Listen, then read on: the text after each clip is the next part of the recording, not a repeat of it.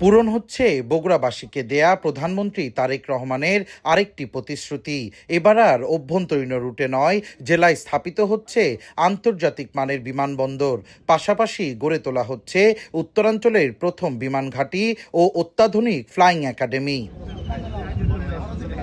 বৃহস্পতিবার সকালে Bogura flying instructor school পরিদর্শন শেষে বেসামরিক বিমান পরিবহন ও পর্যটন মন্ত্রী জানান, উত্তরাঞ্চলে আন্তর্জাতিক বিমানবন্দর না থাকায় প্রধানমন্ত্রীর প্রতিশ্রুতি বাস্তবায়নে বগুড়াকে গুরুত্ব দেয়া হচ্ছে। উত্তরাঞ্চলের দিকে কোনো বিমানবন্দর নেই, আন্তর্জাতিক বিমানবন্দর নেই, সেটার জন্য বিশেষ করে বগুড়াটাকে গুরুত্ব দেওয়া হচ্ছে।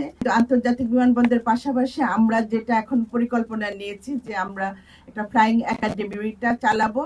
পরে সাংবাদিকদের সঙ্গে কথা বলেন বেসামরিক বিমান পরিবহন ও পর্যটন প্রতিমন্ত্রী ও স্থানীয় সরকার প্রতিমন্ত্রী।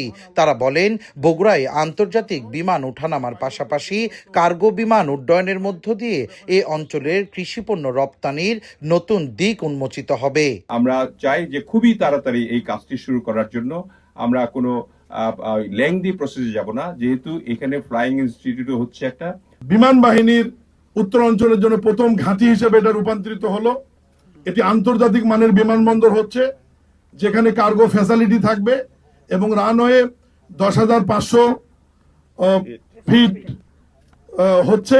বিমান বাহিনীর প্রধান বলেন, সরকার দ্রুতই নতুন যুদ্ধ বিমান ক্রয় করবে, যা প্রথম উড্ডয়ন করবে বগুড়া থেকে। বগুড়ার স্ট্র্যাটেজিক ইম্পর্টেন্স অনেক বেশি। এখানে আমরা চাই একটা অত্যাধুনিক বিমান ঘাঁটি প্রস্তুত করার জন্য, যেখানে আমাদের অত্যাধুনিক জঙ্গি বিমান আসবে অবশ্যই, এবং এই ব্যাপারেও আমাদের সরকারের অনেক আমাদেরকে সহযোগিতা করছেন। বিমানবন্দরটি চালু হলে বগুড়া সহ উত্তরাঞ্চলের ব্যবসা বাণিজ্য, শিল্প, পর্যটন ও শিক্ষা খাতে আসবে বড় পরিবর্তন, এমনই প্রত্যাশা সকলের। সঞ্জু রায়, দেশ টিভি, বগুড়া।